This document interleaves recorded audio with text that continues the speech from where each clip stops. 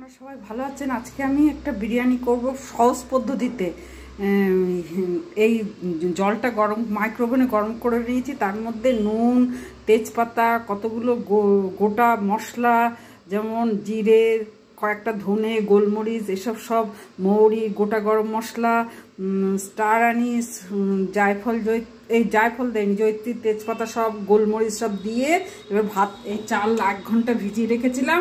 এটা সেদ্ধ করে পেঁয়াজ, রসুন, আদা, দই এসব দিয়ে মাখানো আছে। আরও আমার ভাজা মশলা দেবো, জিরে ধনে দেবো, গরম মশলা দেবো, দিয়ে মাংস, এই ফোড়ন, কয়েকটা গোটা ফোড়ন দিয়েছি মশলা, তাতে এই মশলাটা কষে, যেহেতু দেশি মুরগি, একটু সিটি দিয়ে নেবো, না হলে হবে না। ভাজা মশলা, গোলাপ জল, কেওড়া জল, 1 চামচ ভিনিগার দিয়ে আমার জিরে ধনে পেঁয়াজ রসুন দই বিরিয়ানি মশলা বেরেস্তা সব দিয়ে কষা হয়ে গেছে। গোলাপ জল, কেওড়া জল, ভাতও তাই, সব সেদ্ধ হয়ে গেছে। এবার দুটো একসঙ্গে মেশাবো। যে মটরশুঁটি, কাজু কিশমিশ বেড়ে গেছে।